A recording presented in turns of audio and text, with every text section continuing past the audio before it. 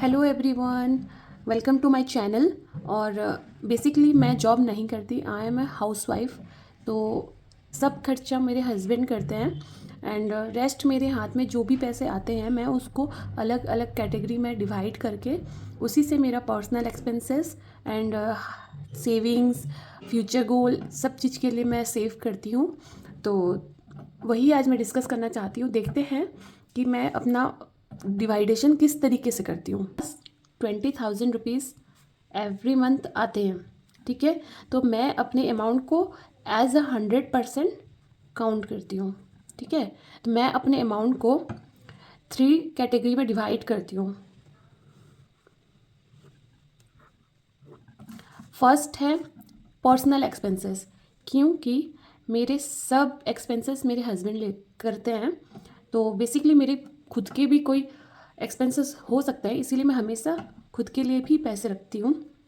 तो first category है मेरा खुद का पर्सनल मंथली एक्सपेंसेस, ठीक है। और उसके बाद सेकंड में मैंने 2 कैटेगरी रखा है, हाई प्रायोरिटी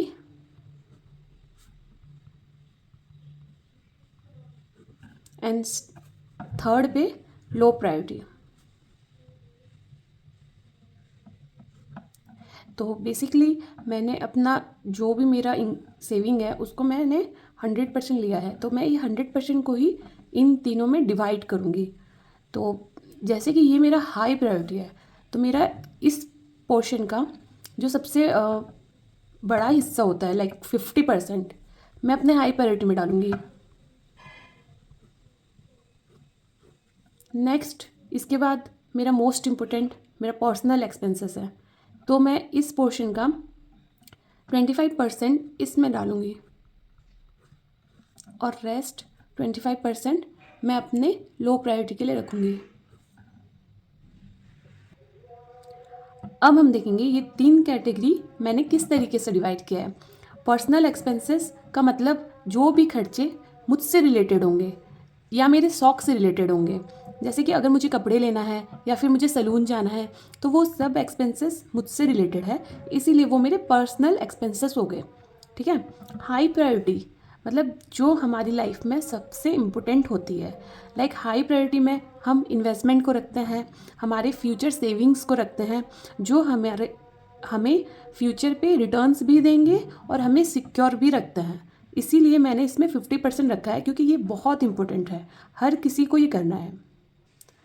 लो प्रायोरिटी का मतलब है जैसे हमारे बर्थडेज हो गए उसके लिए सेविंग, एनिवर्सरी के लिए सेविंग, या फिर हमें कुछ न्यू आइटम चाहिए लाइक मोबाइल फ़ोन चाहिए, तो उसके लिए हम सेविंग करते हैं, जो हमारी प्रायोरिटी है। बट उसके बिना हमारी लाइफ चल सकती है, या फिर अगर हमने 2-3 महीने वो नहीं लिया तो भी हमारी लाइफ स्मूथली चलेगी।